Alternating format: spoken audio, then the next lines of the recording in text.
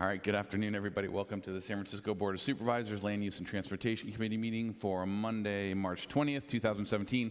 My name is Mark Farrell. I'll be chairing this committee. I am joined by our committee vice chair, Supervisor Aaron Peskin, and also sitting in today for Supervisor Katie Tang, we have Supervisor Jane Kim. Want to thank Adrian Starks and Phil Jackson from SFGTV for covering this meeting, as well as our clerk today, Mr. Victor Young. Mr. Clerk, do we have any announcements? Yes, please silence all cell phones and electronic devices. Completed speaker cards and copies of any documents to be included as part of the file should be submitted to the clerk. Items acted upon today will appear on the March 28, 2017 Board of Supervisors agenda unless otherwise stated. Okay, thank you, Mr. Clerk. Just to be clear, Mr. Clerk, should we be excusing Supervisor Tang from this meeting? You can make a motion to excuse Supervisor Tang at your discretion. Okay, colleagues, motion by Supervisor Kim, second by Supervisor Peskin. We can take that without objection. All right, Mr. Clerk, could we call item number 1, please? Item number 1, ordinance amending the Downtown Support Special Use District to authorize a monetary contribution in lieu fee to satisfy required on-site open space requirement, exclude certain features from floor area ratio and gross floor area calculation, and dedicate the monetary contribution for lighting and safety improvement at Victoria Manola Draves Park. Okay, thank you. This item was sponsored by Supervisor Kim, so I will turn it over to her. Thank you, Chair Farrell. The Intercontinental Hotel approached my office about POPO, otherwise known as privately owned public space, in their hotel on the 4th and 6th floor, that they were interested in figuring out an alternative for, being that there was low usage by the public, given the floors that it was on, and also their interest in renting out this space for private use.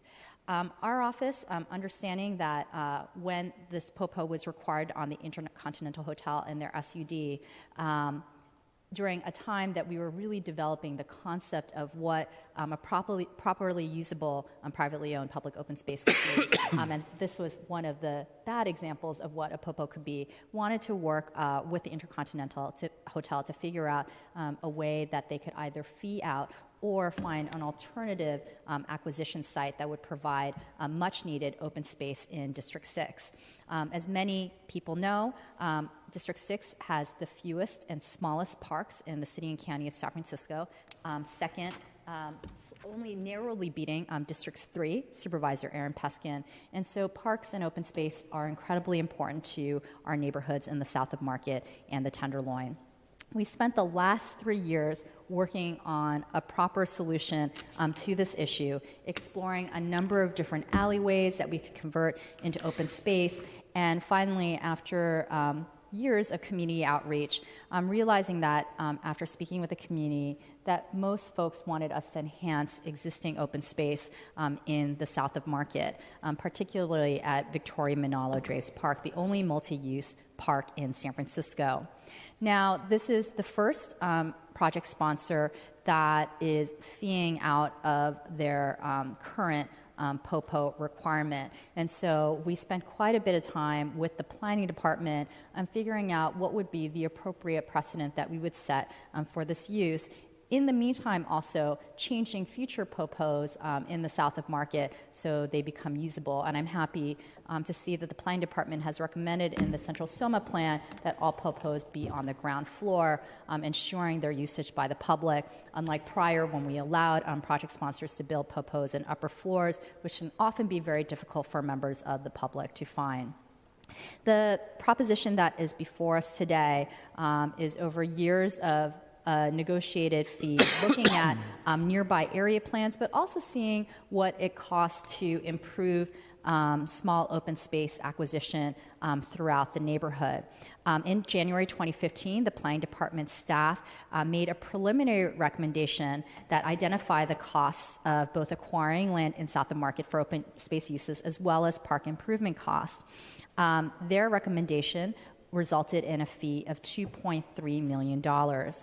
Over the course of time, we discovered that actually the requirement for the Intercontinental was slightly larger than we had originally, that the planning department had originally put in the memo. And we also learned, because we are not acquiring new open space, that the city cannot legally ask for additional acquisition dollars. So we kept the fee at $250 per square foot for improvement costs. and we added 15% to that amount. And then we times it by the original code required open space amount of 8,600 square feet, resulting in a fee of $2.5 million, so $200,000 more than was originally recommended by the Planning Department 2 years ago.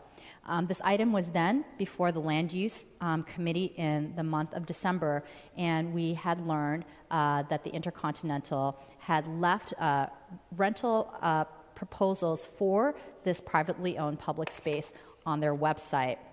I do want to recognize and thank Intercontinental Hotel for working so closely to make sure that before we approved this in lieu fee out, that we also worked on making sure that they had properly accounted and remedied for inappropriately using Popos as a private function space.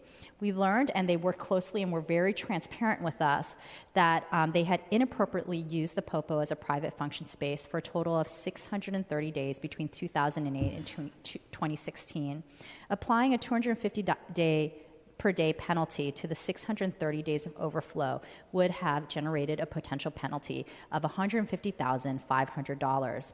Alternatively, without actually any indication from us, the project sponsor also acknowledged that during the 9 years of operation that they complied with fire code, which allows the fourth floor of their Popo to be tented for a total of 180 days per year. We then worked subtracting weekends, in which case the hotel could use the space as private function, and we expanded the number of days to an additional 1,195 days. Applying the 250-day penalty generates an alternative penalty of roughly $300,000. The Intercontinental Hotel has agreed to make a $300,000 gift to the city to be used for the District 6 located parks. The San Francisco Parks Alliance will be the fiscal sponsor, and the funds will be distributed by the Parks Alliance. We are working very closely with the Intercontinental Hotel to ensure that these funds are adequately used. The community has said that one of the biggest needs at our multi-use park, Victoria Manala Draves, is expanding and making the park usable in the evenings, particularly in the winter season when it gets dark around 4 or 5 o'clock. That would require much-needed lights at VMD Park. The park is currently inadequately lighted. So even though the park remains open to a later hour, members of our community don't use it because they either don't feel safe or because they can't see very well in the evening. These fees will be utilized for lighting at VMD Park, and we hope that we can work with Rec and Park to make sure that we can implement that as quickly as possible so that our baseball field, our basketball courts can be utilized in the evenings, and also it's a very well-utilized park for our dog workers as well. And so while we are not building another new open space in the district, we are expanding the usable hours of an existing multi-use park. I just want to recognize the Intercontinental Hotel for working so closely with our office over the last 3 years to find a proper solution that gained the support of our community members, the Planning Department, and the Office of Workforce Development in this proposal. And I also want to recognize Anne Topier, who worked with us in helping us come up with a fee that would be adequate for relinquishing the requirement for a Popo at the Intercontinental Hotel. Scott Sanchez, our zoning administrator, for support through the historical process of the project and also the vetting of this proposal. Dario Jones from the Enforcement Unit at the Planning Department for walking through our office on the enforcement process. And also Judy Boyajian from the City Attorney for helping draft this legislation. I also see members of our Friends of Victoria Manala Draves Park who are here today, both Misha Olivas and Heather Phillips, as well as Jane Wheel. Thank you so much for working with us to make sure that we came up with a solution that would gain support of the neighborhood.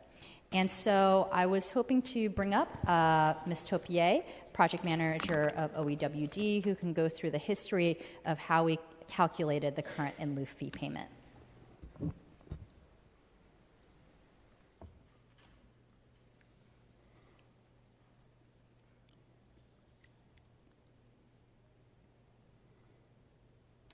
Good afternoon, Supervisors. Anne Topier from the Office of Economic and Workforce Development.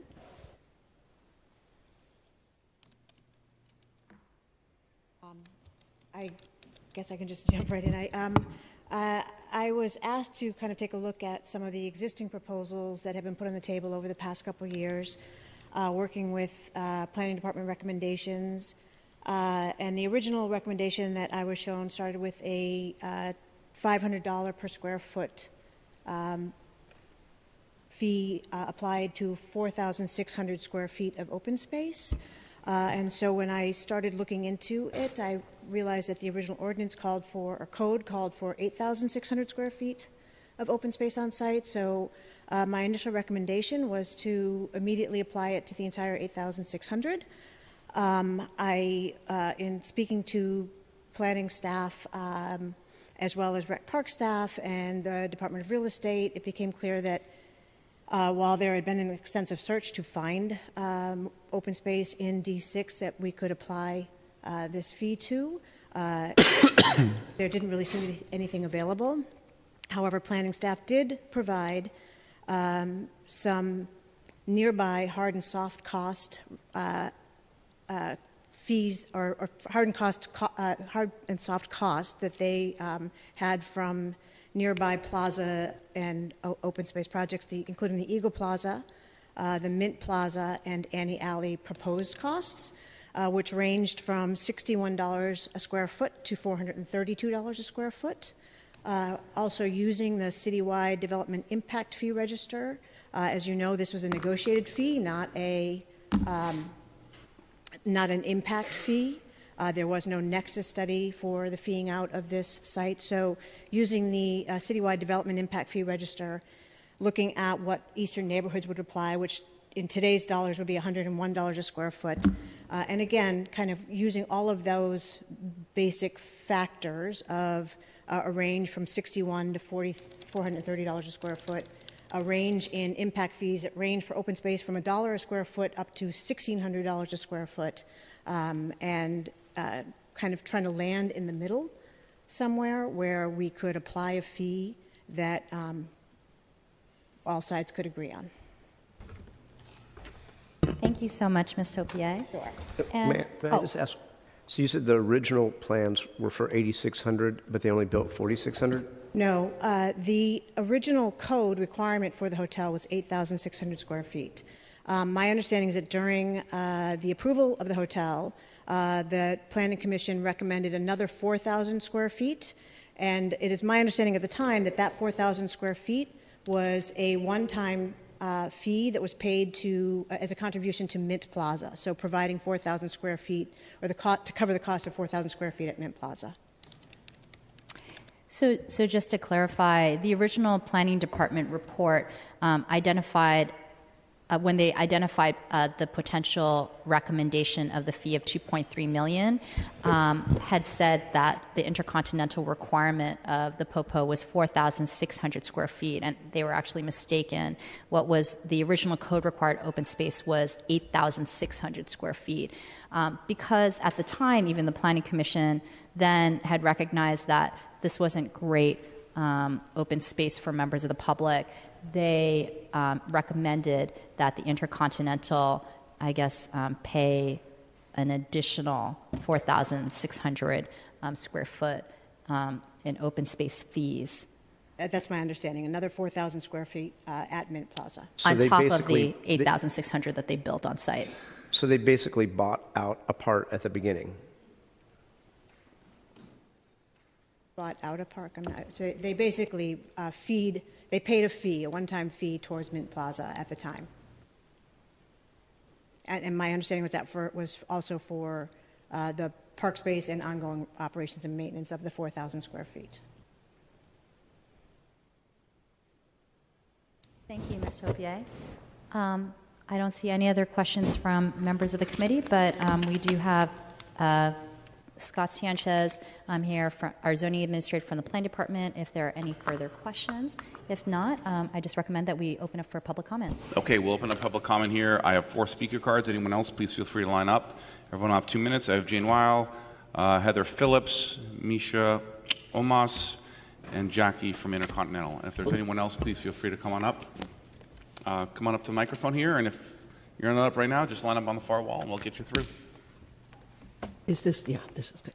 So, hi, supervisors, and thank you, Supervisor Kim. My name is Jane Weil. I am the District 6 representative to Prozac. I live just a few blocks from the Intercontinental. I strongly support this proposal before you to require the Intercontinental to fund improvements to the open space that our community uses, the Gene Friend Rec Center and Victoria Manalo Dravis Park. And I want to thank the Friends group that works tirelessly to make these parks safe and activated. Lighting and staffing will go a long way to improve the parks, and enlarged and improved rec center will be a huge help in the future. The reality is these popos do nothing for the residents. Rooftop gardens within a fancy hotel are not accessible to families, and they do nothing to improve the life of the people who live in the neighborhoods. Mid-Market, Soma, Tenderloin is the densest neighborhood in the city, as our supervisor has said, and we have the least amount of open space per person in the city. As of 2014, District 6 had 0.2 of an acre of open space per person versus 26 acres per person in D2, and we're getting denser by the week. It's really folly to allow the builders and developers to design and create the open space for the neighborhood, because they'll build what they want, not what we want. Rooftops, dark interior corners hidden inside tall towers and complexes are not what we need. These aren't visible from the street, they're not accessible, by a small path and from an alley, and they're doomed to become homeless encampments and antisocial behavior. We've identified in the Park and Rec Strategic Plan that D6 is the highest priority for park acquisition, and that potential acquisition will be coming before you soon.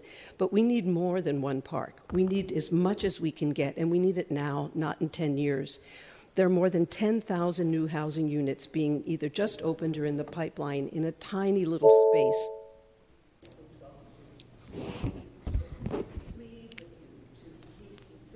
Thanks. Thank you, Jane. Next speaker, please.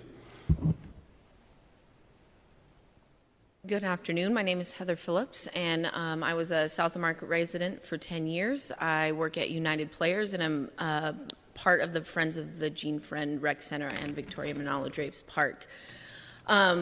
It would be really easy to just close this issue and say the community negotiated a deal back in 2007, 8, and say, this is the deal you got. You said you would do these popos, and that's it. But I really just want to applaud Jane's office for really drilling down into this issue and saying, okay, does this space serve the community? And I think everyone can agree that it really doesn't serve the community. And so instead of standing by saying this is what was approved by planning, or standing on principle that folks shouldn't be able to fee out of open space, instead really thoughtfully considering how do we best serve community and open space and residents. And I just think this is a really great example where community has really driven a solution that makes sense. Putting lights in at VMD is a huge safety issue. It brings the usable hours of the park, it increases it by a huge percentage. Families are using the park in the afternoons. It opens a space for adults in our neighborhood to use it for sports leagues and social events, dogs. It's really a multi-use park that will be enhanced by these kind of improvements. And my urging to you is to approve this, not in fear that it would set some precedent for other developers, but to understand how to best serve the Soma community. Thank you.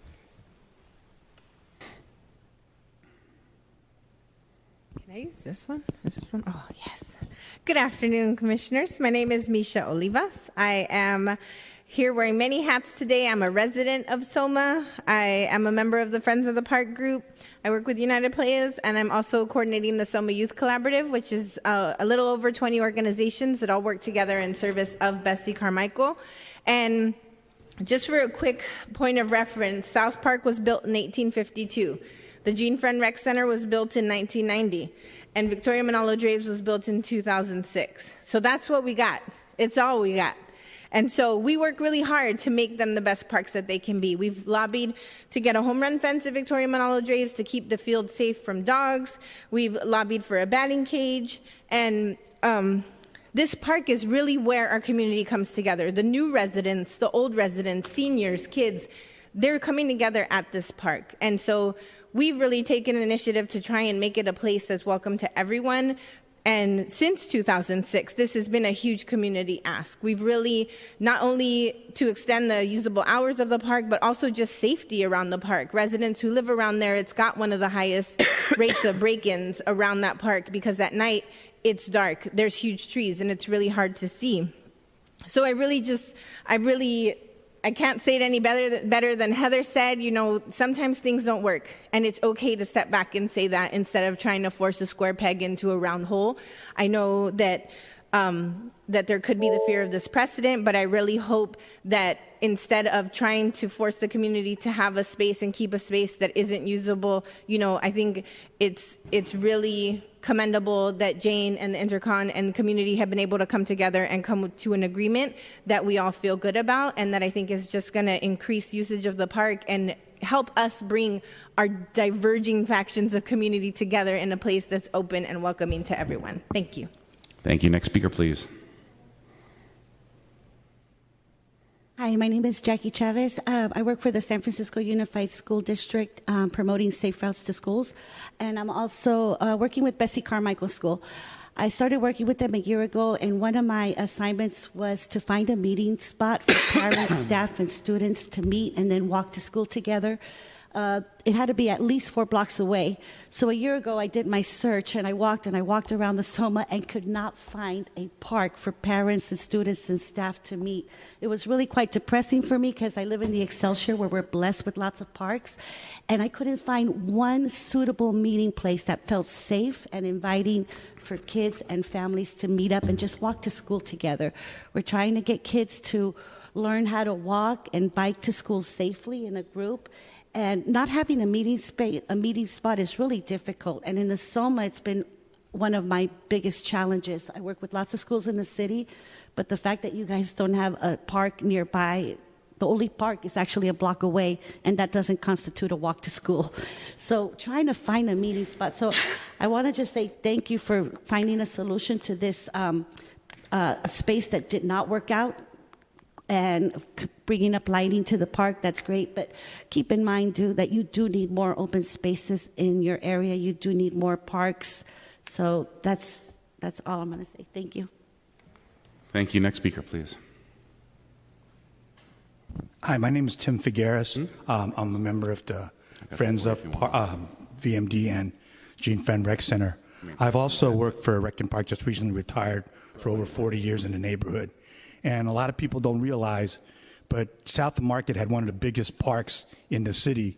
But due to the James Lick expansion and the Hall of Justice being put up, they tore down Father Crowley Park. And the city promised to put up a park. And the park never, it took until 1990 when the Gene Friend Center came up. And so that area has always had very few open space. Misha mentioned it, South Park, Gene Friend, VMD are the only open spaces available. And it's amazing, if you think about it, ever since I've been there, because of all the youth organizations and all the organizations that deals with kids, how low a gang issue is in South of Market. There virtually is none. I worked there for 40 years, and a lot of it's because the kids were out there playing. This park happens to be right across the alley from the school and makes it easy access for the kids to use it after school, and by putting up lights and enhancing the park and making improvements to that park, it'll add tenfold to what it was, and it'll maybe bring back another Father Crowley Park. It's amazing how as the years go by, people start forgetting things. Transition happens, but like I said, at one time, one of the biggest parks of the whole city was in South of Market. Thank you for taking time to listen to me. Okay, thank you. Any other members of the public who wish to speak in public comment on item number 1? Okay, see none. Public comment is closed. Supervisor Peskin. Thank you, Chair Farrell. Separate and apart from what's been worked out here, and I know that Supervisor Kim has been working on it for a long time, and I was actually involved in the original entitlement of this project and was here for the December hearing where it seemed like the violation was still happening, it really raises a larger policy question, which maybe I can ask Mr. Sanchez about, relative to the efficacy of the planning department's enforcement actions around popos in general. Do you have any ongoing monitoring of how many popos are privatized or not used for their original purposes?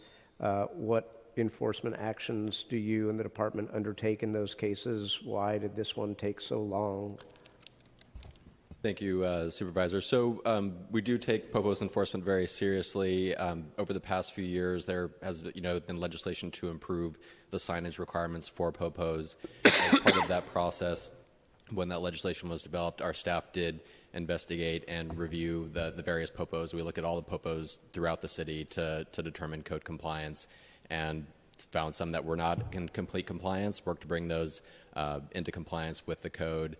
Since that time, which has been a couple years now, our staff does try to go and make periodic visits to the popos. We do have active enforcement on at least one popo that we're working on. So, certainly, generally our code enforcement is based on complaints, but we do try to do proactive enforcement as much as we can, and we have been doing that with the popos. In the case of the Intercontinental Hotel, the enforcement case that originated with this property goes back to 2008, had a couple of different items, not just the popo. And actually the enforcement related to the popo that we did have, the knowledge of the violation was related to signage and to seating that had been corrected. I think what was more new information was about their alleged use of the property for something other than public activity.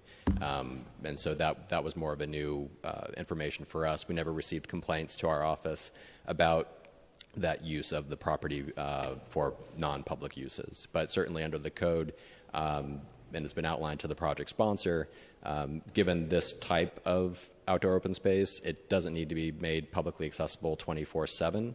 Under our guidelines for popos, terraces such as this need to be publicly accessible between the hours of 10 a.m. and 5 p.m. Monday through Friday. Beyond that, it could be used for public events, or private events rather. And relative to other enforcement actions, have you guys assessed or collected enforcement fines, penalties?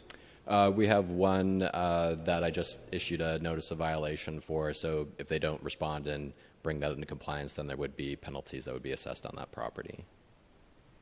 And relative to the proactive enforcement, do you have sufficient staff to go and randomly or comprehensively go and check them? I'm happy to report we've had excellent support from our commission as well as the Board of Supervisors to increase our enforcement staffing. Back at the time that this complaint first came in, we had about 4 full-time staff. Now we've more than doubled that. We also have enforcement staff working on more focused issues like signage, general advertising signage, short-term rentals. So I think we are very well staffed now. We are going to be more proactive in looking at how we can improve our other tools, and we'll be working with the city attorney's office to try to improve our enforcement tools to make them more efficient and effective. So we'll be looking to initiate some legislation in the coming months to make our enforcement tools more robust.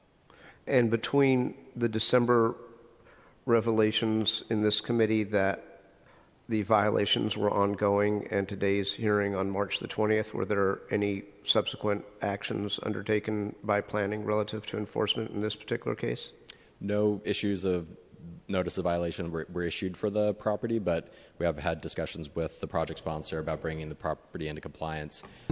With the kind of passage of this legislation, there would be a path to, obviously, to make it so that they would not have the POPO requirement on here. Would also legalize the tent structure and pay outstanding enforcement time and materials through that process to completely abate any violations on the property. So I had the honor and pleasure of getting appointed to the California Coastal Commission, and I attended my first meeting a couple of weeks ago, and they assess pretty hefty administrative penalties, and they have that in their law. And I have to say, it is remarkable when you assess some of those, an entire community of violators all of this relative to public access to, the coastline start to behave. So if you don't have sufficient administrative penalty tools and you need this Board of Supervisors to give them to you, I am more than happy to participate in that legislative effort. Thank you very much. Supervisor Kim.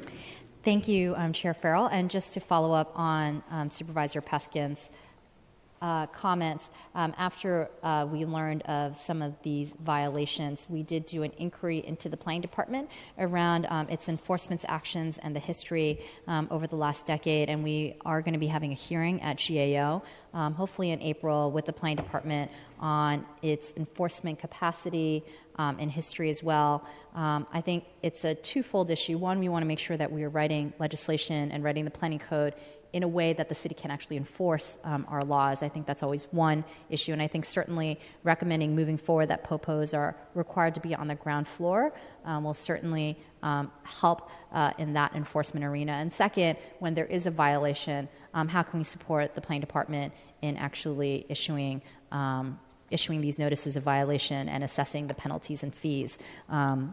And so figuring out kind of the resources, all of that. I think we've only been expanding the number of issues that Planning Department has to enforce on in the city recently, with a great expansion with short-term rentals in particular. So I think that it's important for us to have broader conversation on planning enforcement.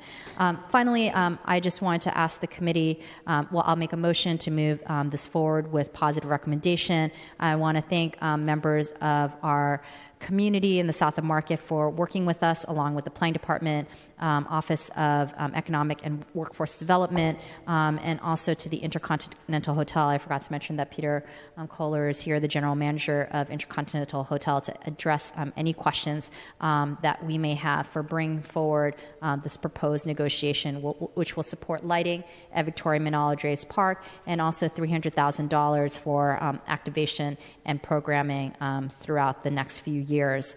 So, committee members, I just ask for your support on this item, and I'm happy that we are finally bringing over 3 or 4 years of discussion to a close, hopefully here today at the Board of Supervisors. Okay, thank you, Supervisor Kim. And I'll just say, I'm happy to support this item today.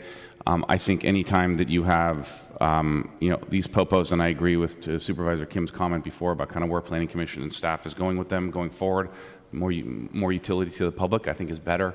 And I think that's great. I always wondered, as I worked downtown, some of the POPOs that we had that were never utilized, and kind of why or how they were created. And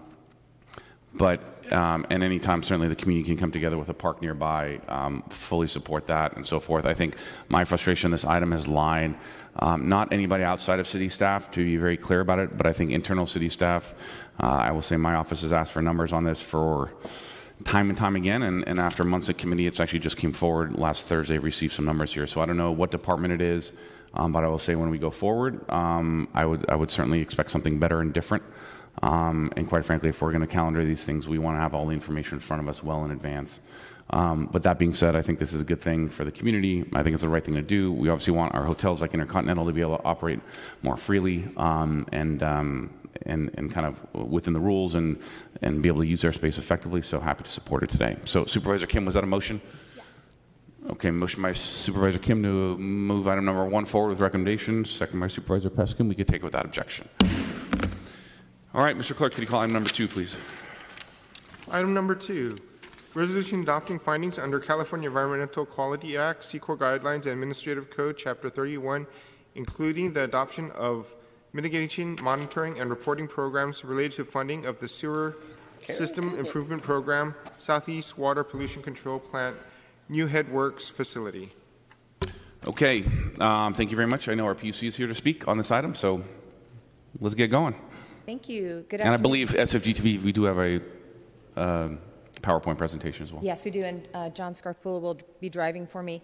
Good afternoon, Chair Farrell, Supervisors Peskin and Kim. I'm Karen Kubik, and I'm the Wastewater Enterprise Capital Program Director at the SFPUC. And before I move into the details of the resolution, I want to give you some quick background on the Sewer System Improvement Program and the headworks in our facilities. The map in front of you is just to orient you. We serve the wastewater and stormwater collection and treatment needs within the 49 square miles of the city. We operate during dry weather and wet weather, There's a natural ridge line that runs up and down the city, shown here in orange. We have 2 drainage basins. And John, if you could just click, I just want to highlight the treatment plants. To the west, we have our youngest plant, which is Oceanside, built in 1983. And up to the northeast, we have our wet weather facility, the North Point Wet Weather Plant. And lastly, the facility where the work will be occurring that I'll be talking to you about today, it's southeast, the Bayview Hunters Point, the Southeast Water Pollution Control Plant. This was planned out in the 1940s and commissioned in the 1950s. And that is where the bulk of the SSIP projects will be occurring. Some of our challenges are odors, noise, visual, maintaining water quality, and shown here on this slide, aging infrastructure, seismic safety. The wastewater system has not been upgraded, as all the other departments in the city have. Operational reliability, and of course the new threat we are having now of rising sea level. So our approach to solving these issues is a 20-year program, the Sewer System Improvement Program, which has 3 components: gray, meaning we'll be building more pipes, pump stations, operational type facilities. Green, we're looking at stormwater management tools to be able to slow down flows, remove them from the system because it does get overwhelmed at times. And of course, the end game is to maintain clean waterways, clean bay, and clean ocean. As part of our program, we have established levels of service. These have been endorsed by our commission and really guide our project selection. And I just want to point you to the first one, because all of these are obviously very important, but the ones that really focus on Southeast Plant are things like compliance with our regulatory permit, reliability, seismic safety, being able to operate in a wide range of different conditions. The Southeast Plant has not been seismically upgraded, and we are at risk of our aging infrastructure failing, making us not compliant with our permit. So that's just to remind you the urgency we're under. And the total size of the SSIP is $6.9 billion, which is shown on this slide. This shows the definition between treatment plants and the collection system projects. We have been authorized for phase 1, which is the first column, and that's $2.9 billion. $2 billion of the phase 1 funds are going to be invested at Southeast Plant for facilities. And if you look at that highlighted line in yellow, that is the new Headworks facility that we're discussing today.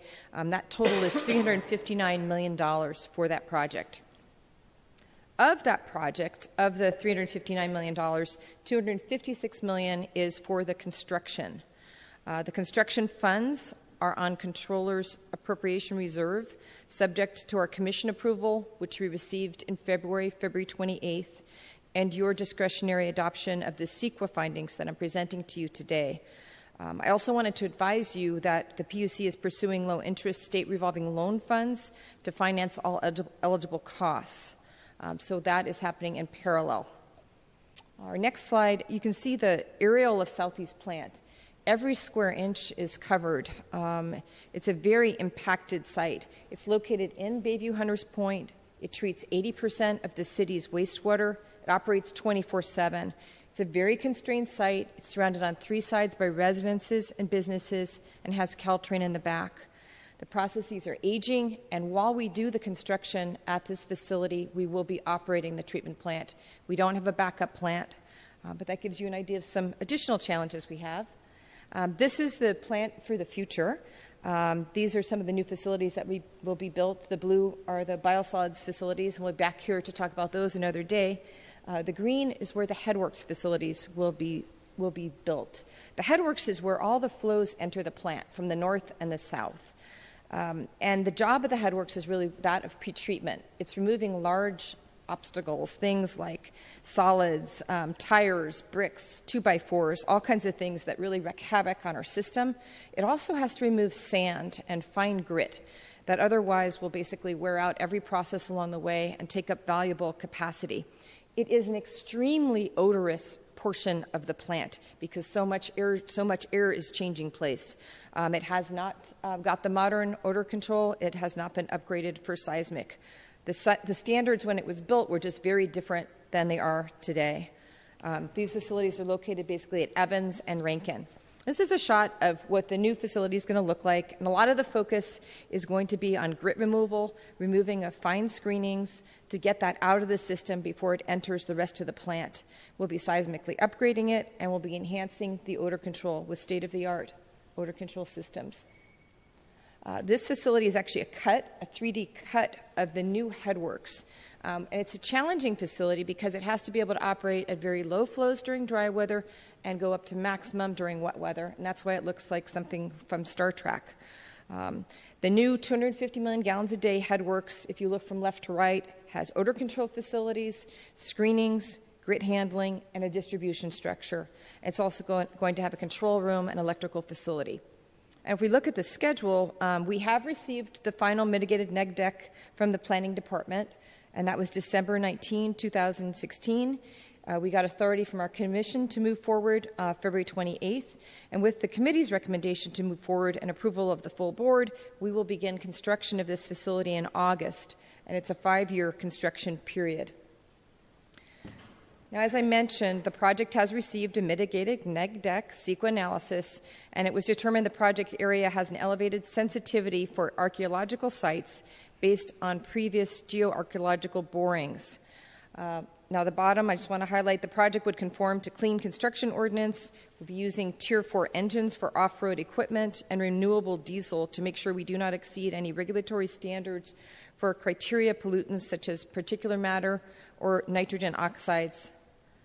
Lastly, just so you can get an idea what this will look like in the future when you're driving down Evans Street, the project team is working with Public Works Architecture and the Civic Design Review Committee on architectural concepts. And this slide is a concept that has been approved at Phase 1 at Civic Design Review, and will be returning for Civic Design Review for Phase 2 approval shortly. The area at the corner that's shown sort of in a gray-white hatching, that is an area where we'll be having public art placed, and we have gone through the RFP selection process, and that artist is underway. So at this time, I'd like to request adoption of the final mitigated negative declaration, the CEQA findings, and the mitigation monitoring and reporting program, and get direction for the controller to release the appropriated project funds. And additionally, I'd like to ask if the committee supervisors could please carry forward a motion to correct a clerical error. We listed the wrong index code on page 1 of the legislation, so we would like to get that fixed. And I'm pleased to answer any questions you may have about our project or the SSIP. Thank you very much. Supervisor Peskin. So, sorry for my ignorance, but generally, CEQA documents are adopted by the Department of City Planning. Why are we making the findings and adopting the mitigated neg deck? So this had the requirement in its funding legislation, apparently. So yes, this is an unusual thing, and this was pointed out to us by our head of environmental management as well. You'll be seeing us today on this, and we would be returning on other documents, other projects that require a full CEQA. But we wanted to make sure all the dots were, dotted and all the T's were crossed on this because it was part of the funding legislation. And relative to your correction, is that on line 12, the CSIP funded project number? Is that what you're referring to? Correct. It's the long, SSIP. Yeah, line 14 of page 1. There's no numbers on line 14, but there is one on line 12. 12, yes. And what's the correct number? CWW SIP SE02. Okay, so that's because right now it says CUW 35902. That's incorrect. And you want that to be? CWW SIP SE02. Got it. Thank you. And relative to community outreach, any controversy? This one, we received no comments on the environmental process. We've had great support on this project. I think the project that's attracting perhaps more public interest is the biosolids project. Just this past weekend, we had a workshop, actually an open house out at the Bayview Opera House, and it was attended by about 40 residents that came out on a Saturday to spend the day and learn about all the different projects we have. But there has not been the level of controversy or questions. There's just been support or people realizing this is a project for reliability of the wastewater treatment process. Understood. And relative to outreach, what kind of outreach did you do relative to noticing? Many, many public meetings, workshops. Jignesh, how many would you say? We've had about 30, 35 meetings in the neighborhood about this project. And it's with, do you want to just come up? And just I guess what I'm trying to get at, Karen, is most folks think of CEQA documents as going to planning. So there's actually a bunch of people out there in various communities who follow these things on planning calendars, and they don't follow them on our calendars because that's where 99% of these go. So the answer I was looking for is that you noticed everybody in the same way that planning would notice people for this kind of an environmental document. That is really what I was getting at. And that is what we've done, but we even go further because we continually have public meetings and try to pull people in and do the walking tours. I think at this point we've taken about 2,000 individuals on walking tours of Southeast Plant or bike tours, so that we're trying to get it so everyone is aware of what the wastewater plant does, what's happening behind the walls. Thank you, Ms. Kubik. Okay, seeing no further questions, we will open item 2 up for public comment. Thank you. I have one card that just says Pilpel, so I know that's David Pilpel. The one and only. He's like the soccer star here, just by his last name. Anybody else wants to comment, please line up on the far side. Mr. Pilpel. Thank you, except I'm not good at soccer. Wanted to speak very much in support of this project. I served 3.5 years on the PUC Citizens Advisory Committee and 10 years, including that tenure on the wastewater subcommittee. I'm very familiar with the SSIP and its component projects. This is an important project to replace aging infrastructure, although there are bar screens and other attempts farther up the line to remove odors and contaminants and materials from the process. This is really the first opportunity in the plant to remove grit and other materials that really interfere with the treatment process. So I believe this will improve the efficiency of the process, reduce odors in the community, replace aging infrastructure, blah, blah, blah. It's a good thing. The environmental process was properly followed, and the staff, Karen, Jignesh, and others have done great work on this, so I support it. I believe you have an amendment of the whole bearing the same title, and it just corrects the correct project title under the old financial system prior to FSP and makes some other minor technical changes to add San Francisco before the admin code in a couple of places. So I commend that to you and urge your support. Thank you very much. Have a nice day. Thank you, Mr. Pilpel. Very good. Supervisor Peskin. I want to thank PUC staff and Deputy City Attorney Pilpel, but we don't have a amendment of the whole in front of us that I know of, but I am clear of the language that you want on line 12. If that comes to us from city staff, I'll adopt it, but if it comes to us from the public, I won't. No, the only changes that I've put forward to the clerk and to Supervisor Farrell's office is just the change in the index code. So I don't know what version that is. This is kind of weird. Yeah. It's kind of annoying, and it's annoying for this reason, which is I'll check on a second to see if it's on the website. But at the top of this, it says amended in committee 3/2017, and today would be 3/2017. And as of this moment in time, we have not taken an amendment. So it's a little, I mean, I don't mean to sound like a process queen, but yeah, if this is up on the website, I'm going to wonder how you guys took an action before we took an action on how do you take an action on our behalf? As a matter of fact, Mr. Pilpel is correct. It says amended in committee, 3/2017. Victor, how do you guys put something on the website before the legislative body has taken an action? I believe we were working on the draft and it was accidentally disclosed. We are removing that at this time. And to be clear, this is just on line 14 of page 1. Well, who knows? I mean, they say it's amended. It's an amendment of the whole. There's no red line on it. I mean, this is just like the road to hell is paved with weird stuff like this. Okay. So let me ask then, either to our city attorney's office or to staff. Do we I would propose to do this based on what Karen, Ms. Kubik said, which is I would make a motion at line 12 on page 1 to strike CUW35902 and replace it with CWWSIPSE02, and I would make that amendment. All right, to be clear, that is on line 12, page 1. We can adopt that amendment. Motion by Supervisor Peskin, second by Supervisor Kim. We okay with that? Okay, we'll make the motion as amended. Thank you. And then accept the underlying item as amended. A motion by Supervisor Peskin to move that item forward. We good with that, Clerk? Yes. Okay, and second by Supervisor Kim. And we can take that without objection. Thank you. Problem solved. Appreciate it, everyone. Deputy Attorney Pilpel. Mr. Clerk, what do you call item number 3? Item number 3. Hearing on the Transportation Demands Management Program Standards Menu of Options and the methodology and the technical justification document. Okay, thank you very much. So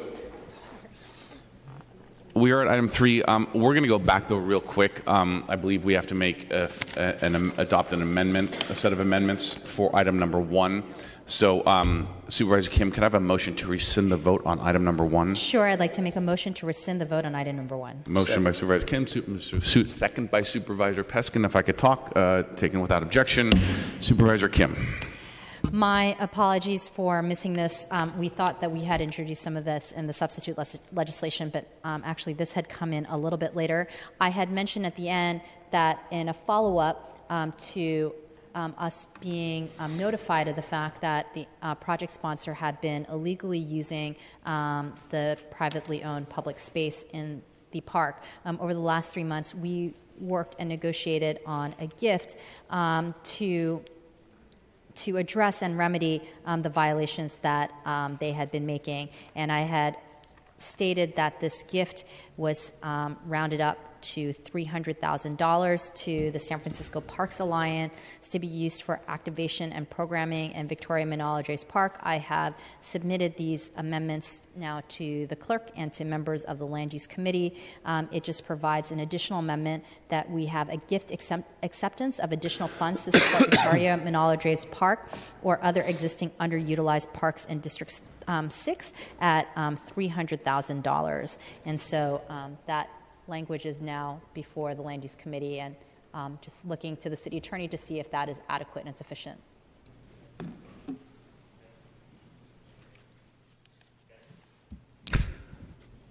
Deputy City Attorney John Gibner, yes. The amendment also, I believe, reflects the $100,000 for Popo's maintenance as well, and the details are in the copy submitted to the clerk.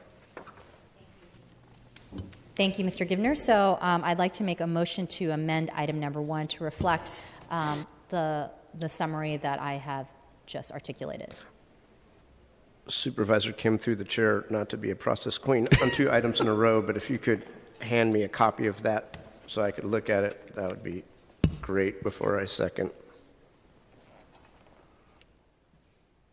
We'll pause for Supervisor Peskin.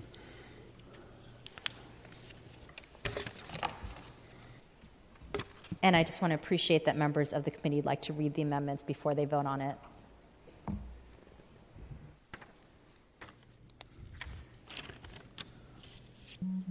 To be clear, Supervisor, I actually got these before committee, so hence we raised the question about whether they should get adopted.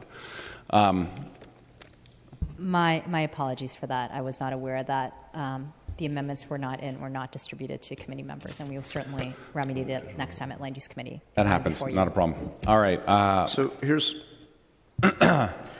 so in page 3, sub 3, there's 2 changes. One is the board authorizes a payment in the fee of $2.6 million instead of $2.5 million.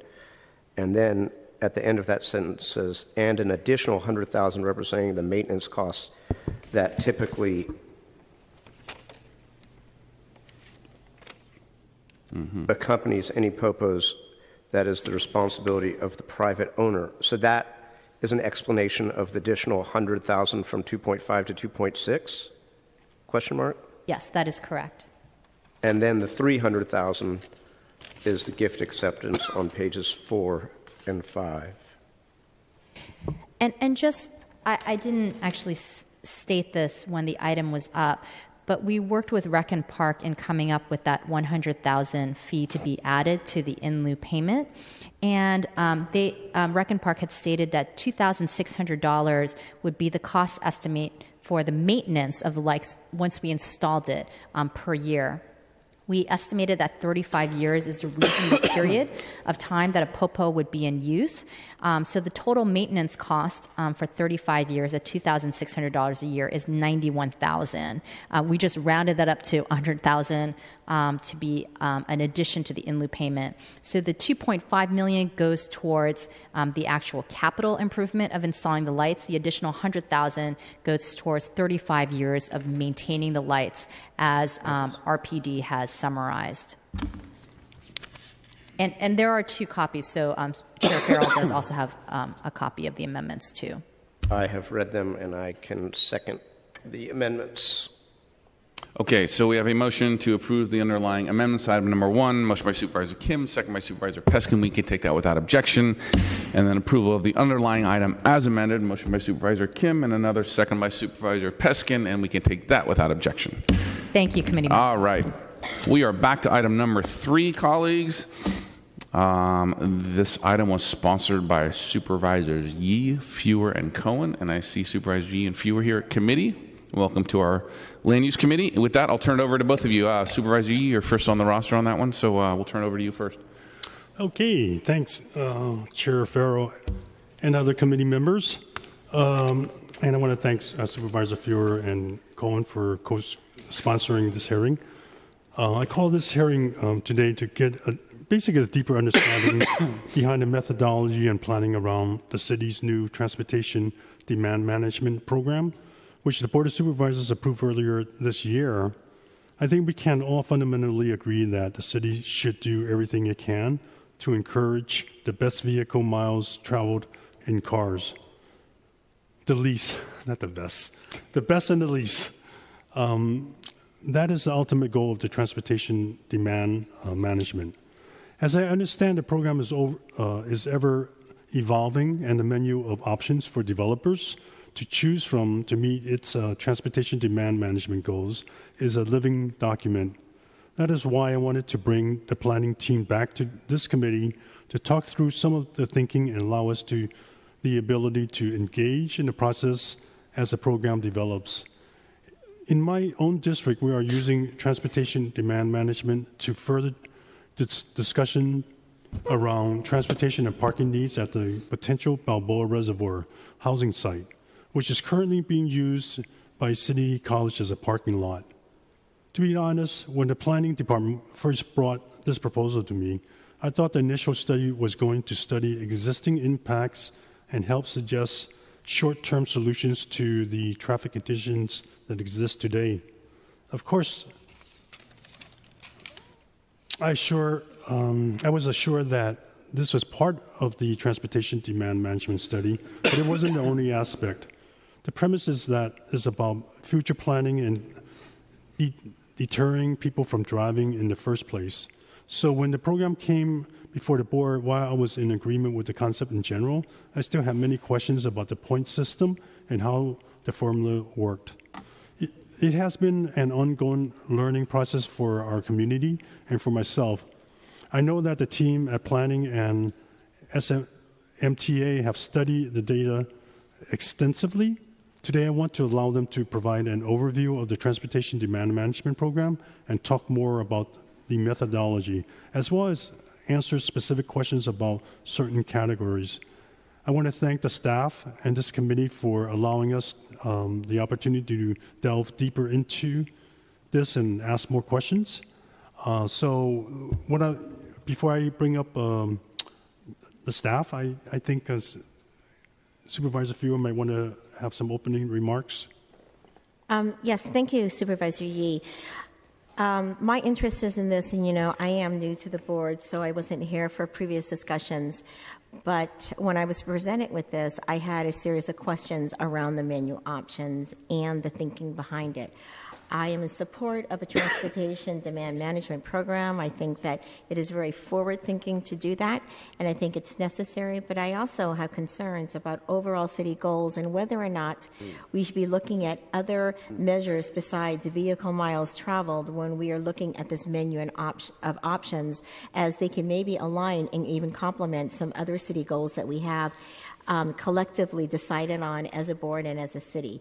So that's why I'm here today, and I hope to learn a lot. But again, my main concern is about the menu of options, and if we're able to perhaps double down on some of these citywide goals we have and use this as maybe levers to move these initiatives along while we are reducing the amount of vehicles miles traveled. Thanks. Okay, so why don't we get started? I have here that Wade Whitgriff. So I'm Carly Payne from SFMTA, and I'm going to kick you off, and then Wade Whitgriff is from Planning is going to do the second part of the presentation. It's all yours, That's Carly. okay. Okay. Thank you. Thank you for having us. We're delighted to be here and talking about the Transportation Demand Management Ordinance and program with you. As you know, it's something that we care deeply about and are very proud of. So, and as of those of you with whom we've spoken, you know, we can talk about it for quite a while. So we appreciate the invitation to come back and talk about it more with you. So as you mentioned, the Transportation Demand Management Ordinance was adopted unanimously by the Board of Supervisors about a month and a half ago. It went into effect yesterday. And to remind you, the Transportation Demand Management Ordinance is the third component of the Transportation Sustainability Program. And I'm sorry, it went up. Thank you. All right. We're all aligned now with what we're looking at. So the Transportation Demand Management Ordinance, or the SHIFT component, establishes requirements for land use development projects to integrate on-site amenities or services into their projects to support site users in making the trips they need to make by sustainable modes, so modes other than driving. And it actually also links the other two components of the Transportation Sustainability Program by encouraging and incentivizing using transit and walking and biking, which is what the INVEST component invests in, and by reducing vehicle miles traveled, which is the focus of the ALIGN component, and measuring a more robust component in environmental review. So the Board of Supervisors adopted the policy framework in approving the Transportation Demand Management Ordinance. The Planning Commission adopted the regulations and very specific details of how the program will be implemented in their action to approve the program. The regulations are brought together in a document called the TDM Program Standards, and that's what we've been asked to come here today and to share details of. So just an overview of the presentation. Overall, we're here to just explain some of the technical aspects of the TDM program in more detail, including the purpose of the TDM program, how we define a TDM measure for the purposes of this program, to go over the TDM menu, including generally what's in the menu and specifically how points have been allocated for different measures, and what the process is to update the TDM menu over time. And then we're also including two examples of projects and how the TDM program applies and to those projects and how they would work in light of the details that we're walking through with you. So first, the purpose of the program. The purpose of the whole Transportation Sustainability Program is to keep people moving as the city grows. The TDM program is doing this by reducing vehicle miles traveled. That is our core focus of this program. And when we talk about reducing vehicle miles traveled from a development project, we're really talking about reducing vehicle miles traveled for that project compared to what would otherwise happen for that development project, that land use in that location. Vehicle miles traveled, or VMT, measures the amount and distance that people would drive in using and accessing a site. And vehicle miles traveled generally is a function of diversity of land uses, options for non-driving and driving transportation in an area. Those are elements of vehicle miles traveled that an individual project can't really affect. The things that a project can affect are the kinds of amenities that are offered on site, how much parking is offered. And why we care about vehicle miles traveled in San Francisco is, from the transportation perspective, reducing vehicle miles traveled is critical to reducing congestion, reducing demand on our roadways, which is a very limited resource here in San Francisco and is definitely not expanding. Vehicle miles traveled reduction also has the benefits, environmental benefits of reducing noise, energy consumption, air pollution, including both local pollutants and greenhouse gas emissions. And vehicle miles traveled reduction also is very closely aligned with our Vision Zero goals. Reducing motor vehicle trips and distance is critical to reducing the exposure to vehicle crashes and associated injuries. And to get into that a little bit more, because that might not be an intuitive concept, I wanted to show you a couple studies that are referenced. There's really a fundamental relationship between vehicle miles traveled and safety.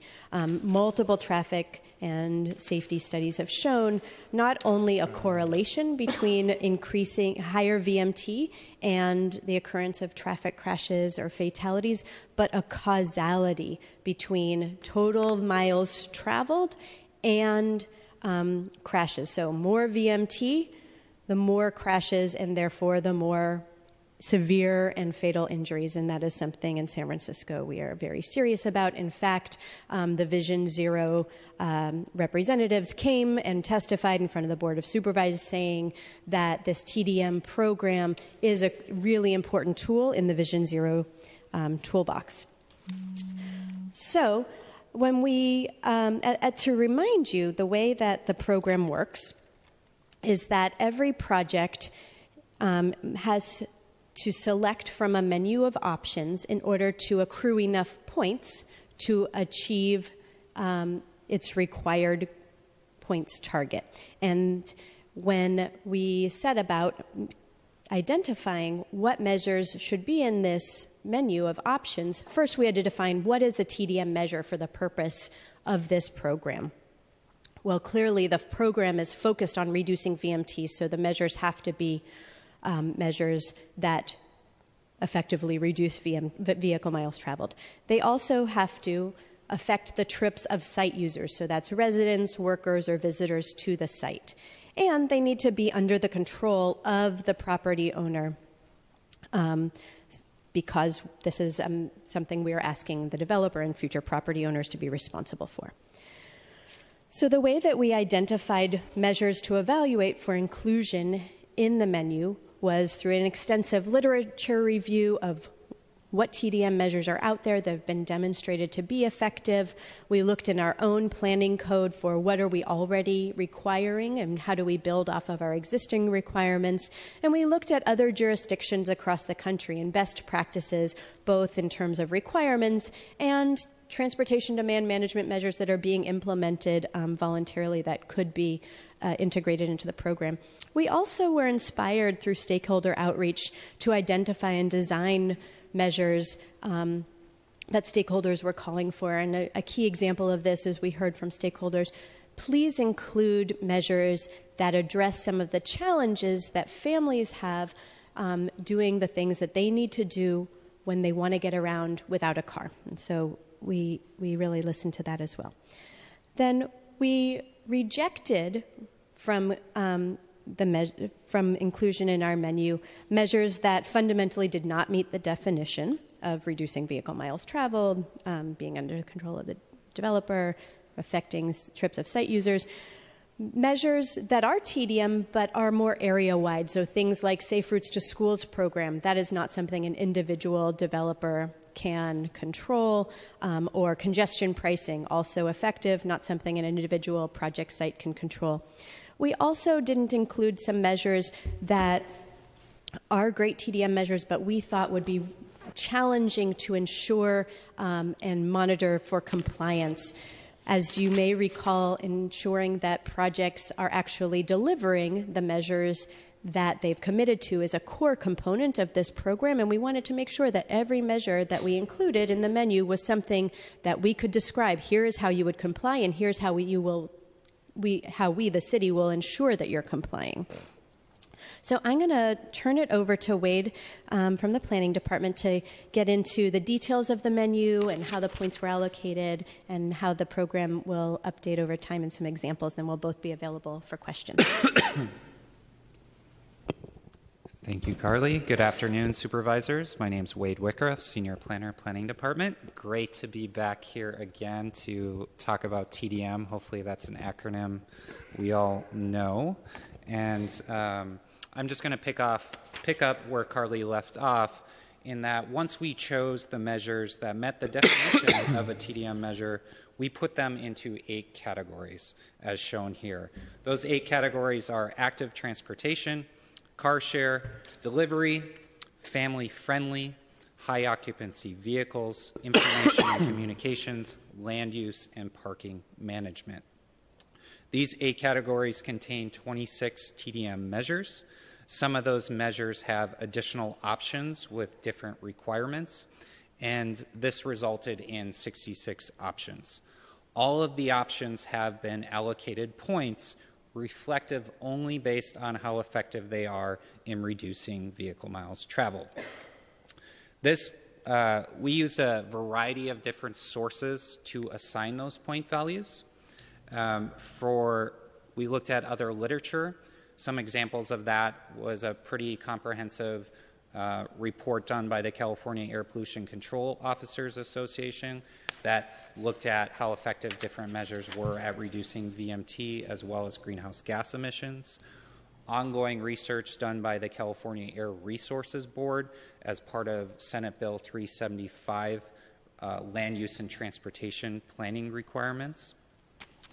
An example of where we looked to other jurisdictions and some of the research that they did was in Washington, D.C. There was some research done around how effective bike share worked in that urban environment, and we tried to apply that research to San Francisco, and then we looked at other academic research as well. That was on top of what we spent 2 summers doing in San Francisco, particularly looking at the effects parking supply had at vehicle miles traveled at individual development sites. Based on the results of that research, it sort of echoed research that we had read statewide and nationally, that more parking equals more driving. We also looked at 2 other jurisdictions to see how they weighted the values of various measures, and then we factored in some professional transportation expert opinion on how effective the measures were. Because there were some measures, like the measure Carly mentioned around family-friendly, that there was not really any literature on whether or not they reduced vehicle miles traveled, but based on our professional opinion, we felt like they could move the needle. That being said, given there wasn't a lot of literature, we capped the point value for any measure that did not have that data-based evidence at 2 points. So the measures I list here are all capped at 1 or 2 points until a point in time where we can collect more data to see if they are more effective. That resulted in the menu of options with the points allocations that you see here. I'm not going to go over all the various measures on here, but I'm just going to highlight a few of them based on some conversations that we had. The first I'm going to mention is improved walking conditions. There's 2 options here. Both are allocated 1 point. And We acknowledge that walking conditions and connectivity are vitally important to reduce vehicle miles traveled.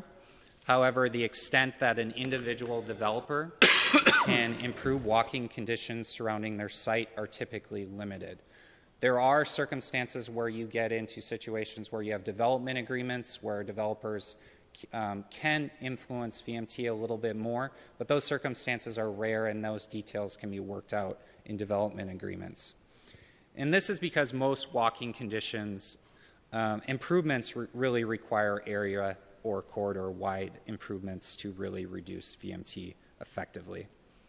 That being said, our Planning Commission did direct staff to look into these measures a little bit more, the walking measures that is, and we intend on doing that along with all the other measures that are on the menu.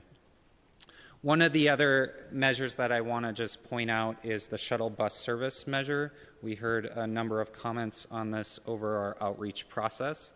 And I want to highlight that this measure is, based on literature, proven to be quite effective, thus the high point value, quite effective at reducing vehicle miles traveled. But we do not anticipate this measure would be selected except for in very rare and unique circumstances. And this is because this measure is very costly.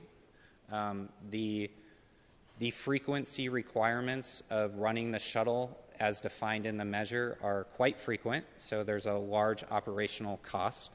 And second, this measure is a little unique among the measures in that it requires really city staff vetting and approval of this measure. So we want to make sure that if a developer has suggested this measure, that there are no hazards associated with the location of loading zones, and that this measure is not duplicating a public transit service that is near the site. So there would be some vetting associated with this measure. And then I just also want to mention on this menu, there are some items that are geography-based. Those measures include unbundled parking, parking supply, healthy food retail in underserved areas, and bike share membership. So based on the geography of the site and the characteristics of the project, you would get varying points for those measures. And we intend on updating this menu over time because, as we've discussed previously, and Supervisor Yee mentioned, that the TDM field is very dynamic, and we want to be nimble and responsive and up to date to that dynamic field.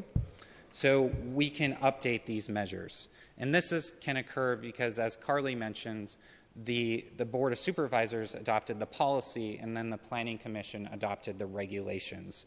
And there are certain amendments that can occur that require Planning Commission approval, and those are outlined here. Staff will be conducting research to see how effective various TDM measures are over time, whether there are new ideas that warrant inclusion in the menu, or to clarify measures to make sure that they are more effective. All of these amendments will be data-driven in regards to vehicle miles traveled reduction. We intend on reporting these substantive amendments to the Planning Commission and, if requested by the Board of Supervisors, after 1 year and every 4 years. We also will be reporting on things such as the frequency different measures were selected, their effectiveness, and the number and size of projects that have been subject to the program. So that concludes the technical details of the program, but I wanted to run just through 2 project examples to illustrate these details a little bit further. Both examples, I want to stress, are hypothetical, but they may reasonably reflect characteristics in projects in 2 different geographic locations. The examples also demonstrate the geographic differences in the point values of some of the measures that I referenced earlier. So this first project would be located at Ocean Avenue and Capitol Avenue. It would consist of 60 units, 40% 2-bedroom units, 20% on-site affordable housing, and 60 parking spaces. So one parking space per unit. And based on those number of parking spaces, the target, which we didn't really go into in the presentation, but their target would be 17 points. So that is the number of points this project has to achieve to comply with the TDM program. So I'm going to show 3 slides for this example. All the slides have images from a web-based tool that you all, members of the public, developers, can use, and I have a link to that tool on the very last slide. So for this project, the project would get 3 points combined between geographic-based measures of unbundled parking and parking supply. And unbundled parking, as well as another measure, bicycle parking, are also planning code requirements. And to allude to something that Carly mentioned earlier, these planning code requirements are effective at reducing vehicle miles traveled, so we're giving credit for that.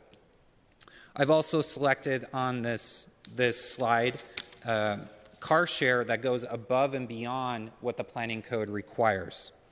So the property owner here will be required to provide more car share spaces and also car share memberships for each unit.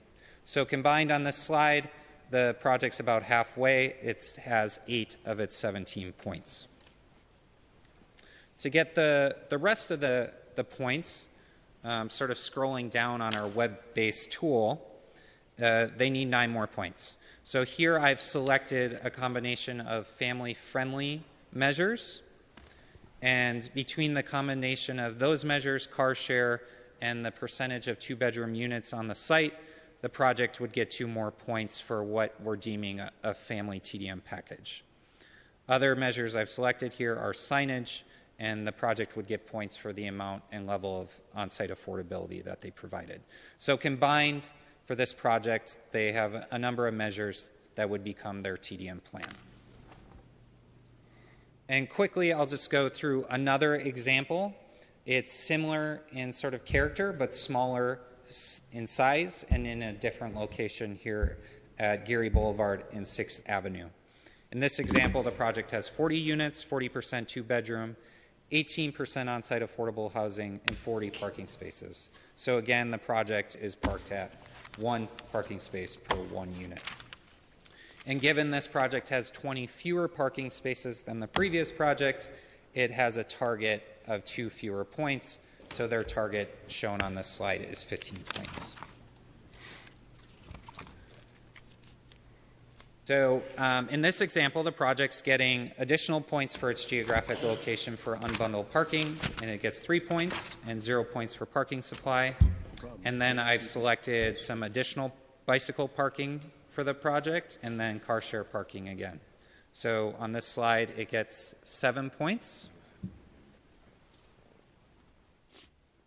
And then on this last slide here, to get the additional 8 points, I've selected some slightly different measures.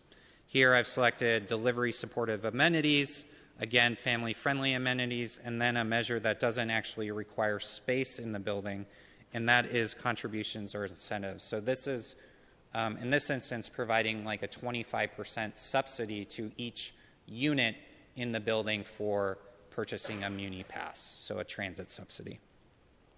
And then, again, the project would get some points for on-site affordability. So combined here, the project meets its target of 15 points. So hopefully this provided a better explanation of the details of the TDM program. We are happy to discuss further, and that concludes my presentation. Thank you. Thank you, Wade. Any questions here before? Any public comments? Seeing none, then we'll close up. Chair Farrell, we just close up public comment. Okay, just to be clear, anybody want to comment on item number 3? Okay, seeing none, public comment is closed. And I have some. Can I ask about the shuttle piece that you gave an example for the Ocean Avenue? Well,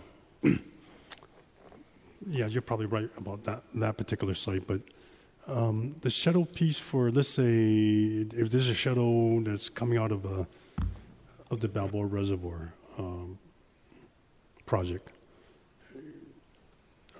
thinking that there's at least 500 units there, and of course, the motivation for students to also get out of their cars. If one were to do a shuttle there, how would it work? I mean, what kind of points would you assign to that? And one could say that the shuttle is not necessary because of public transportation that goes from BART or whatever. Well, why don't you just respond to that before? So I heard several questions, and let me just make sure I'm answering what you're asking. I think one of the questions is, if the Balboa Reservoir came forward and said, okay, we want to achieve some of our points through a shuttle bus, how would we evaluate whether to say, okay, you may or may not? That's one of the questions. Another question is, how would they design that shuttle service? Is that, you asked how would it work? I'm not sure the other part of how would it work. How would the point system work? Oh, how would the point system work? Yeah. Okay. So assuming we said yes, how would the point system work? Is that, okay. So the first thing to answer how we would evaluate it is, MTA is working on guiding principles for private transportation of all types right now. And those principles are things like reducing congestion and VMT, safety, accessibility, equity, transparency of operations and data sharing, labor standards and monitoring, and impacts on SFMTA operations and revenues. So we would evaluate the shuttle service, however it was described by the project sponsor. They would likely submit, here's the routing, here's how our operations would work, here's the frequency, and we would evaluate it, whatever their proposal is, based on the principles and criteria that we would set out. Now, say we said, sure, it doesn't, there is a gap in transit accessibility or access there. All your operations look great. You have perfect places for loading and unloading that are safe. You've committed to safe practices for the operators, et cetera. In terms of their points, there's basically two options. One, and the points are you get more points for the higher frequency. So 7 points for providing 15-minute headways or less during peak hours and 30-minute headways or less during off-peak hours, and then 14 points for providing 7.5-minute headways during peak or less during peak hours and 30-minute headways or less during off-peak hours. So really it's the frequency of service, and if you think about the points, reflecting how much of an impact on vehicle miles traveled it would have. Clearly, if a shuttle is coming half or twice as frequently, it's more likely to be a dependable option for someone than something that is coming less frequently. And we see that, with our transit as well. So that is how the points would be evaluated and assigned if we were to say, yes, this checks all of our boxes, which just to be clear and on the record, I am not saying it does for that site, but in that scenario. Okay. Yeah, I'm just curious. I mean, it is a real site, and seems like right now the recommendation is not to have shuttles, but... Yeah, and I know that's a topic, a different topic for a different time. I'm happy to talk with you about that. I just want to trap you guys in making some no statements entrapment, so I could please. have shuttles. Okay, thank you.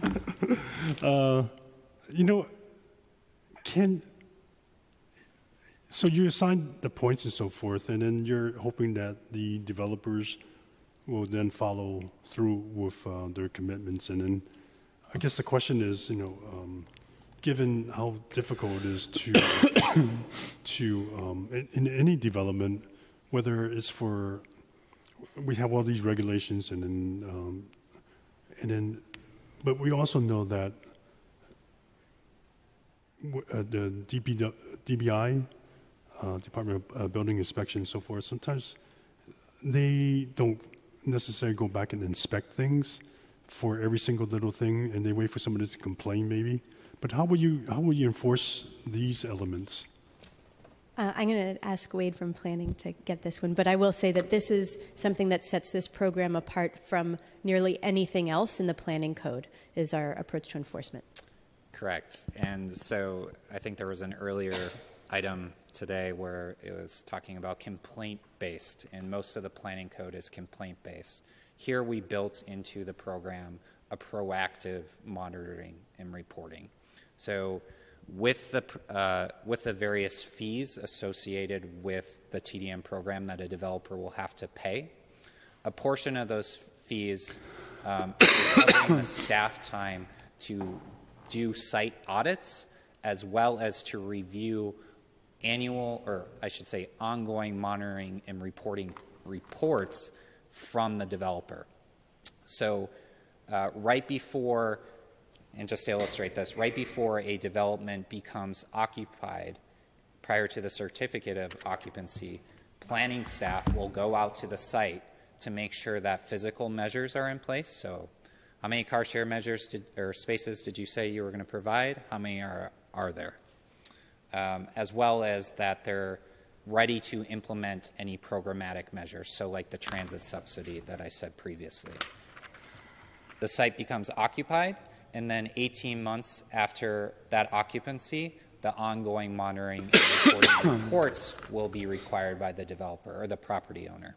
So they will have to show documentation that those car share spaces are still there and that they're providing those transit subsidies. And they'll pay an ongoing fee to dedicated planning staff just for this effort. Okay. I had a question in regards to family-friendly elements, and how would the impacts be measured differently if the development had more children? I mean, because I think the way, if I understand how you have assigned points, is to take an average or whatever of the conditions, and then if a development is really family friendly with the correct number of units, with childcare, with everything else that a family would really look for, would the points be different? Yeah, that's a good question. If I could rephrase your question a little bit, if a project say had 100% two-bedroom or two-bedroom, three-bedroom units, would they get more points for the family-friendly measures? That's something we hope to study more in the future. Those measures were actually things that I mentioned in the presentation that we don't have a lot of literature to support how effective they are, but intuitively we think they work. But given the lack of literature, we cap the value at 2 points at this time. We hope there becomes more literature out there somewhere else, as well as we can collect our own data on that. But I know that the desire for family-friendly housing is a real one, and I think these measures support that. But I think a lot of the other measures that aren't deemed family-friendly support it as well. So just because it's called a different category doesn't mean it doesn't support families. So transit subsidies, car share, go ahead, Carly. There is the bonus points if you do the both family-friendly measures and I think it's category C, option C for the car share, and you have a certain proportion of, is it 3 or 2? 40% two-bedroom. 40% or greater of two-bedroom units on site. So there is, if you do all of those things, it's kind of a mega package, you get some bonus points. And that's illustrated in the first of the 2 examples that I showed. Okay. Thank you. Supervisor Fewer, do you? Yes, thank you. Thank you, Supervisor Yee. So thanks for this presentation. I think it explains a lot more. I now, when I'm narrowing it down, I think that my concern is that, and I get that you're with MTA and planning and that this is around transportation and vehicle miles traveled. However, I think that I was thinking about how could we use this menu to also further other city initiatives that are equally as important as reducing the amount of vehicles on our road. And so when I looked at these options, the options kind of were in a silo. And this is one of my concerns also, is that we are planning in a silo. So we are not planning aligned with some of our other goals as affordable family housing or other goals of reduction of vehicles. So I am also looking at some of the tailored transportation marketing services. What does that mean? I'm looking at, when you say shuttles, I am thinking the privatization of transportation. I'm not seeing for large projects the option to fund a new transit stop and pay into Muni to actually have services. I don't see any of those options there. When I'm thinking, when we talk about affordable family housing, we have seen studies that actually low-income families do not have cars. And so I don't see an option of actually having a retail space within the project for a grocery store, for example, or a laundromat, or those kind of amenities for families that they would actually need a vehicle to, or take a car, or need a vehicle in order to do it.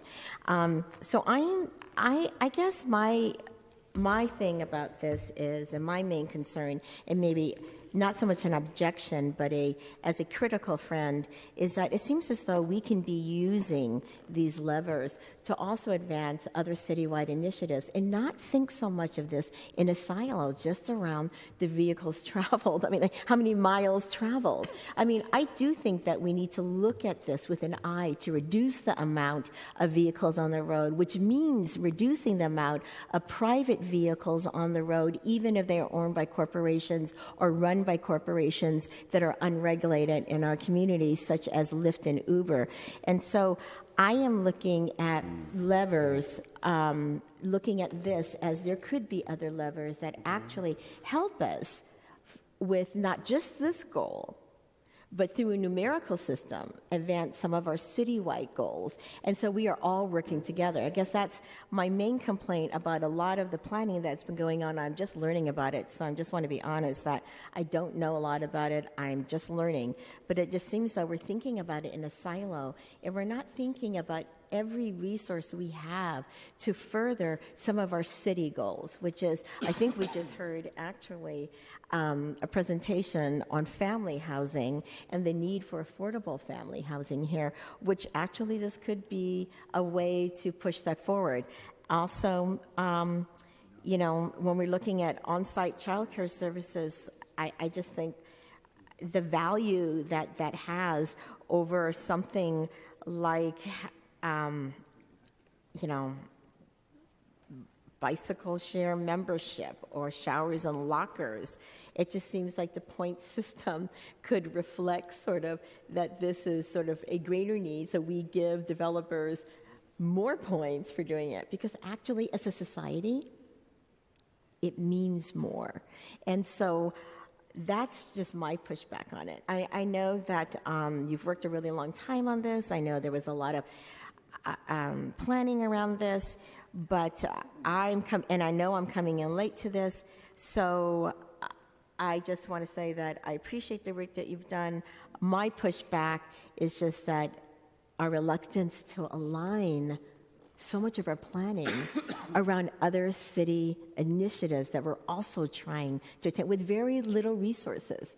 This is one lever we can use to actually promote some of these things citywide, and it's not just about vehicle miles traveled. It is about livability. It is about retaining diversity here. It is about retaining families here and a low wage, you know, workforce here that can actually serve us here in San Francisco. So when I look at these things, I'm looking at it like it's really through just one lens of measure, and you're just trying to accomplish one thing.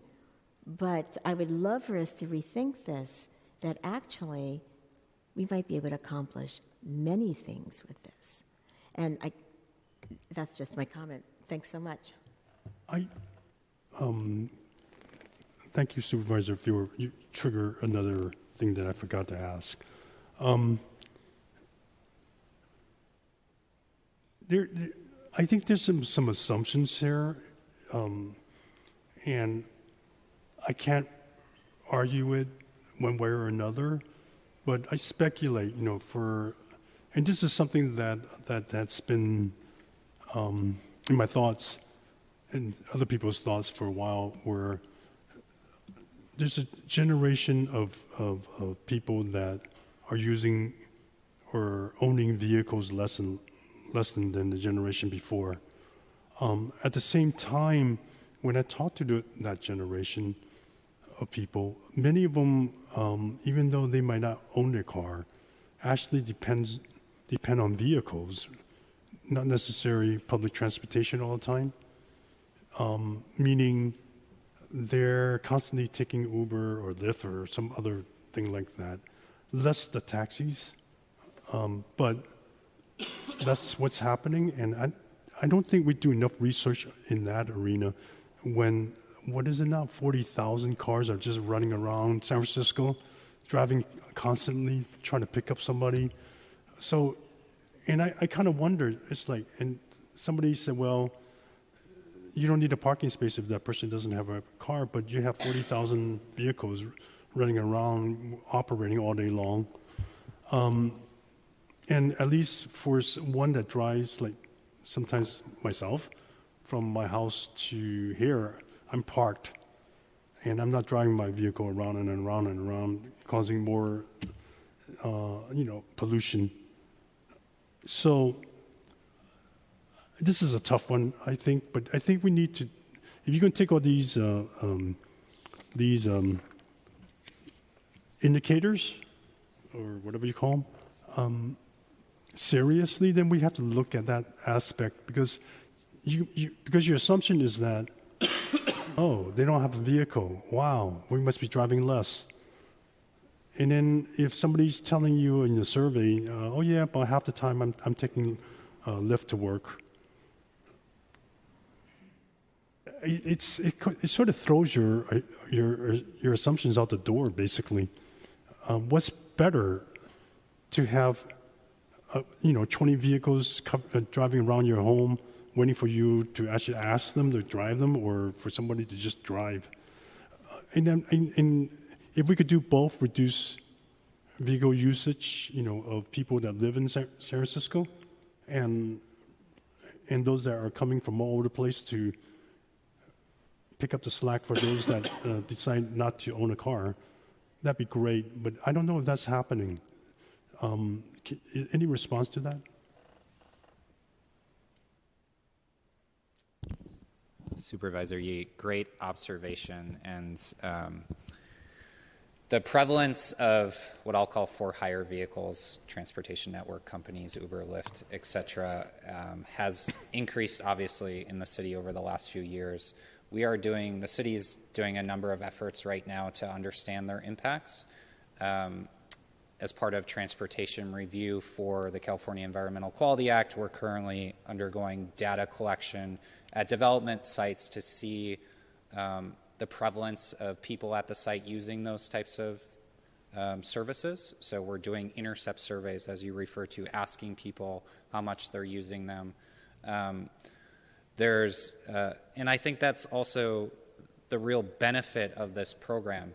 Right now, this program is built absolutely on the fact that you said more parking equals more driving, as well as a number of other things that are built into the program. But we can update this program over time to reflect the latest research. So it doesn't have to be static. If we determine that, maybe parking supply doesn't have quite the amount of effect it did 2 years ago as it does, 2 years from now, we can refine those measures. We can refine those targets based on that research. I don't know if MTA has anything further to add to that. I also want to say that it's going to be hard to study these vehicles for hire when they're gray listing you or brown listing? Gray balling. Gray balling Yeah. people? I mean, I don't know how you're going to study it. May I also? I just want Supervisor to. Fuhrer. Yeah, and I just want to piggyback on that. Is that I am not in favor of any policy that promotes the use or even gives an opening to the use of private transportation for hire. I just think that we have not studied it, we have not regulated it. I think it is in competition with public transportation. And there was just recently an article in New York Times about the reduction of subway use and the oversaturation of these vehicles. And so if we want to get serious about Vision Zero, which has been also really frustrating to me, we need to write in the policy about Vision Zero that this works adversely to our Vision Zero goals. I mean, I am not a social scientist, obviously, but if there are like 45,000, whatever it is, Uber and Lyfts on the road, it just seems like there's more cars, there would be more accidents in cars or caused by people driving cars. So, so when I looked at this, especially the shuttle, I was hoping that you're not thinking of actually giving points so they can partner with a private shuttle service such as Chariot, because that's just simply not acceptable. It is different if you have a shuttle service that is not for profit, but when you're thinking about offering 7 points for a shuttle service that is privatized, that actually works in competition with our own public transportation system, then I have to say, I am adamantly against that. I just think that we have to reassure that we will have a public transportation system that is viable, that is accessible, that it is reasonably priced, and is efficient and effective for everyone in San Francisco, regardless of how rich you are or how many resources you have to hire someone privately. And I think we've had a troubled taxi system, but let's just remember also that is a union job, and that is not exploitation of labor. And so when I read that, I think that was one of the red flags that I saw about a shuttle service. I just thought, man, if this is actually promoting the use of a private shuttle service, then I am not in favor. And I think that it is. And if you look at what's happening in New York, and just one of those places that, again, this has taken over, and it's not just Uber and Lyft, it's other companies also, I think that this needs to be regulated very soon and I think that we should have a hearing on actually what is the impact? What is the impact on our workforce? What is the impact on transportation? What is the impact on Vision Zero? What is the impact on gridlock, on our roads, on the maintenance of roads? And we haven't done that yet. And so when I looked at this menu of options, I think that is the one thing first that caught my eye and freaked me out. And so I just wanted to be transparent and piggyback onto what Supervisor Yee is saying, is that I think this needs to be studied, and actually we should be studying it very, very carefully, as we know that soon there are going to be automated vehicles, and Lyft and Uber are also working toward this, and that we will not be able to put not a stop, but slow it down a little so that we can protect our public transportation systems. Thank you. Okay, any other comments? Seeing none, are you public? We already have public comment. Sorry, we missed that category. I want to thank the staff for coming and to this hearing and presenting. And I'm pretty convinced that the staff that's been working on it really do care about this issue and how it could improve the lives of San Franciscans. And I'm glad to hear that there's some sense of flexibility in this program, and that none of you are saying that you have the absolutely correct answer at this point, but I think it's a start. I think it'd be really good for us to have you come back in a year to see what has happened, just so we could weigh in and maybe point out other things that you might want to consider. So at this point, I'd like to go ahead and close this hearing. Okay, Supervisor Yee has made a motion, so should we file the hearing? Or continue to the call of the chair?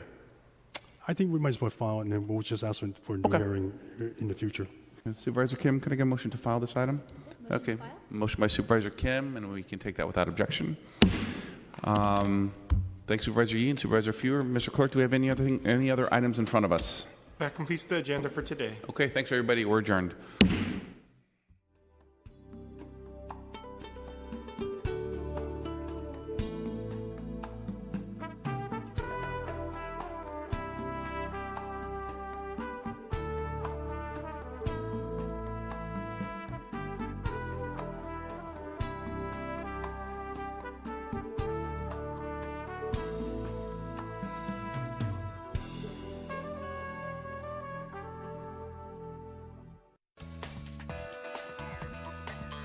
SF Gov TV, San Francisco Government Television.